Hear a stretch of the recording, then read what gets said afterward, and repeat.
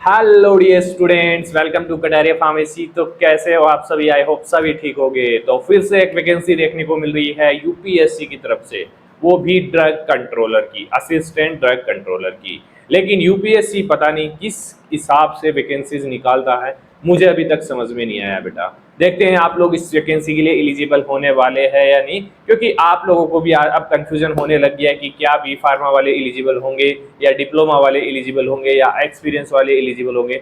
हाँ, यही चीज़ें आज की इन वैकेंसीज में हो रही हैं। जो भी सेंट्रल लेवल पे वैकेंसी आ रही है, पता नहीं है कि डिप्लोमा वालों के लिए होगी या बी फार्मा वालों के लिए होगी या फिर एम फार्मा वालों के लिए या फिर एक्सपीरियंस चाहिएगा। सब कुछ सारे डाउट्स क्लियर होंगे आज के इस वीडियो में, किसके लिए वैकेंसी होने वाली है। तो हाँ, ये तो है कि ये असिस्टेंट ड्रग कंट्रोलर की वैकेंसी होने वाली है। चलिए, सबसे पहले आपको गूगल पे जाके यूपीएससी की डायरेक्ट वेबसाइट खोल लेना है। वेबसाइट के ऊपर जाना है, वेबसाइट में आपको रिक्रूटमेंट में आपको ऑनलाइन रिक्रूटमेंट एप्लीकेशन पे क्लिक करना है। ठीक है, डायरेक्ट आपके सामने ये खुल के आएगा। तो यहाँ पे देखिए विज्ञापन एडवर्टाइजमेंट नंबर 09, इसमें देखिए सेकंड नंबर पे देखिए क्या लिखा हुआ है, असिस्टेंट ड्रग कंट्रोलर इन मेडिकल डिवाइस। ये भी एक तरीके से मेडिकल डिवाइस की वैकेंसी होने वाली, क्योंकि जो पहले आई थी 20 वैकेंसीज वो भी मेडिकल डिवाइस की थी, है ना। इसमें और उसमें क्या डिफरेंस है? थोड़ा सा डिफरेंस होने वाला है। चलिए, आवेदन के लिए भी यहाँ पे अप्लाई का दे दिया है ऑप्शन, यहाँ से डायरेक्ट अप्लाई कर सकते हैं। लास्ट डेट इसकी 31 जुलाई होने वाली है। चलिए देखते हैं इसको क्लिक करके क्या क्या इसके अंदर होने वाला है, कौन कौन इसके अंदर एलिजिबल होने वाला है। तो चलिए देखिए, सबसे पहले तो वैकेंसी पोस्ट होने वाली है असिस्टेंट ड्रग कंट्रोलर की, और उसके बाद ministry of health and family welfare department, basically department of health and family welfare organization, basically CDSCO ही कंडक्ट करवाती है, जो central drug standard control organization होती है। तो पोस्ट की बात करें तो टोटल पोस्ट यहाँ पे 20 होने वाली है बेटा। अनरिजर्व कैटेगरी के लिए 10 पोस्ट होगी, ईडब्ल्यूएस के लिए 2 पोस्ट होगी, ओबीसी के लिए 6 पोस्ट होने वाली है, एससी के लिए 3 और एसटी के लिए 1।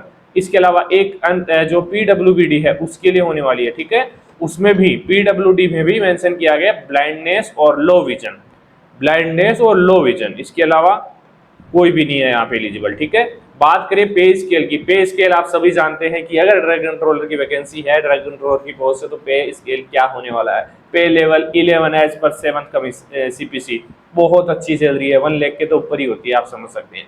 एज की बात करें तो age not existing 40 year and normal closing date, 40 year से ज्यादा नहीं होना चाहिए। Not existing 40 year for economically weaker sections. ठीक है, 40 ईयर है। और जो बैकवर्ड क्लास कैंडिडेट्स हैं उनके लिए 43 ईयर होने वाला है।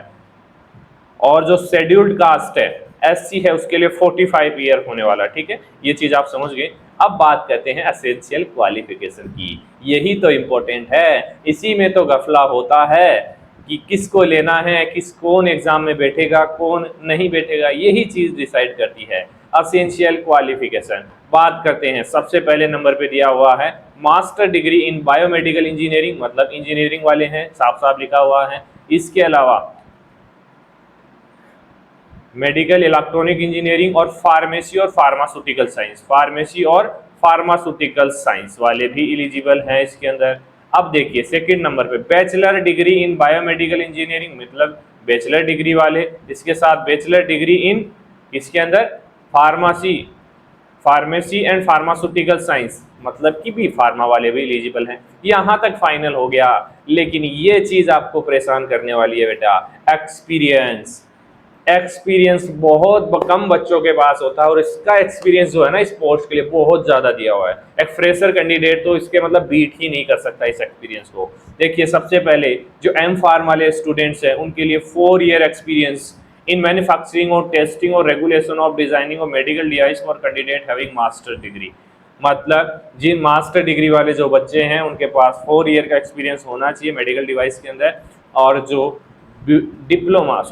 डिग्री वाले बच्चे हैं, बी फार्मा वाले बच्चे हैं, उनको 6 ईयर का एक्सपीरियंस चाहिए। तो अगर आपका कोई सीनियर है, आपका कोई बड़ा भाई बहन है, इस काफ़ी टाइम से जॉब कर रहा है, उसके लिए वैकेंसी होने वाली है बेटा। हमारे लिए नहीं है ये, अभी भी वेट कर रहे हैं, काफ़ी बच्चे वेट कर रहे हैं कि ड्रग कंट्रोलर की एक ऑफिशियल वैकेंसी आएगी यूपीएससी से, लेकिन अभी तक तो नहीं आई। अभी तक तो सिर्फ मेडिकल डिवाइस वही हमारे माइंड में गूंज रहा है। तो ये अब खटकने लग गया है, क्योंकि अब सही नहीं हो रहा है। जो बी फार्मा वाले बच्चे हैं ना वो बीच में अटके हुए, मतलब आप समझ सकते हैं जो बीच वाले बच्चे होते हैं ना वो हमेशा परेशान होते हैं। देखिए डिप्लोमा वाले के लिए भी वैकेंसीज आती रहती हैं और यहाँ पे अब एम फार्मा वालों को भी एलिजिबल कर दिया, लेकिन बी फार्मा वालों के लिए कभी स्पेशली वैकेंसी नहीं देखी है मैंने तो आज तक, है ना। 6 ईयर एक्सपीरियंस इन मैन्युफैक्चरिंग और टेस्टिंग और regulation and designing of medical device for candidate having bachelor degree, ठीक है।